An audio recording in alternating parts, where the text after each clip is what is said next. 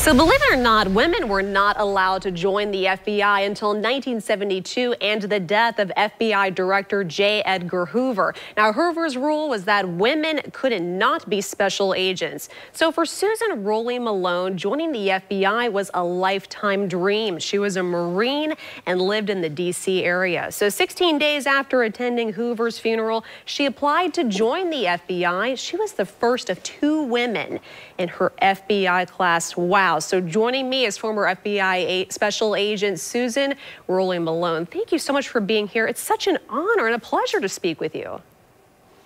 You know, it's really my honor to speak to you and to your audience and be here in Northern Florida. I'm delighted to share my story.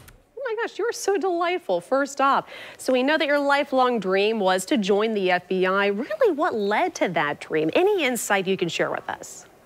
Sure. My father was a pilot in the Marine Corps. He was the pilot for 2 commandants.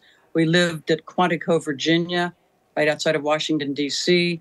And I had an opportunity to meet the legendary director of the Academy, Hank Sloan, and another FBI agent at the time. When I was in 8th grade, my civics teacher gave us assignments to write about different government agencies. And of course, I picked the FBI.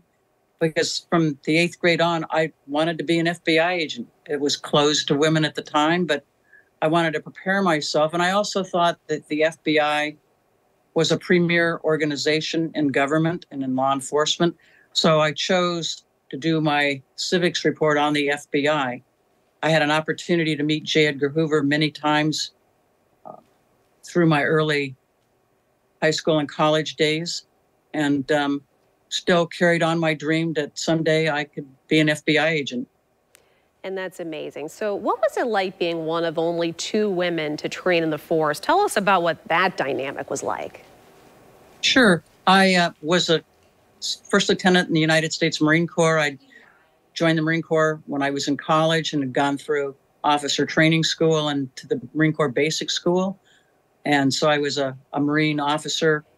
One of the things that we learned in the Marine Corps were the principles of leadership, principles of taking care of one another, working as a team.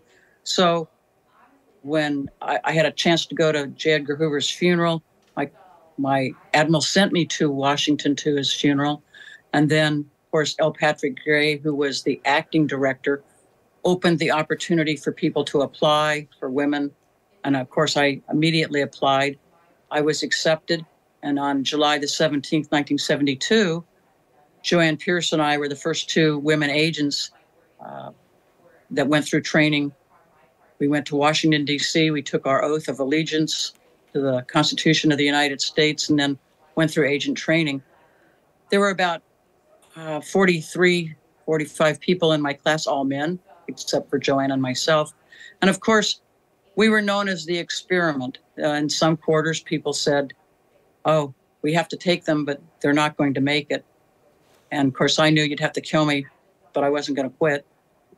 And going through training, it was rigorous. Luckily for me, with my background as a Marine officer, I had the physical stamina and had taken, of course, PFT tests, physical training tests, and knew how to talk to people. So Joanne Pierce and I, of course, went through the academy and took the same training that the men had. There was no quarter given. And of course, I didn't ask for any quarter. And we wanted to be an agent. We were an agent first. We just happened to be women. And once people talked, they first of all said, which one are you? And I said, well, I'm the Marine. And I put a little Marine Corps emblem behind my little ID card on my lapel, and I'd flip it over and they could see the Marine Corps emblem. And because it was known as the Marine and the Nun. I think, you know, once people knew that we were there for the same reasons they were there, I said, hey, I want to serve my country. I love law enforcement.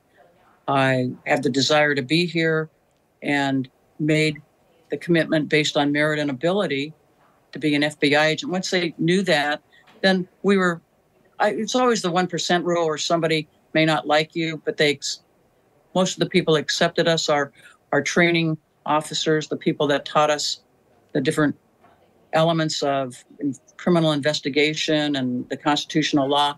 They were outstanding instructors. So the instruction that we received was top flight. It was outstanding.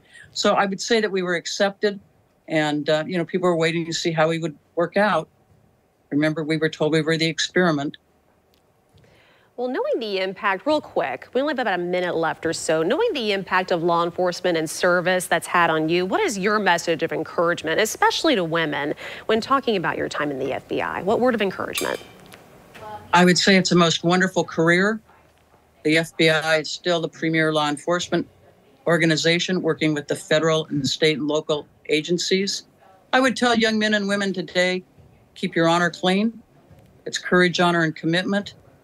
Keep your moral compass set on true north, and know that you have an opportunity to serve your country, serve your fellow citizens as a career person in the FBI.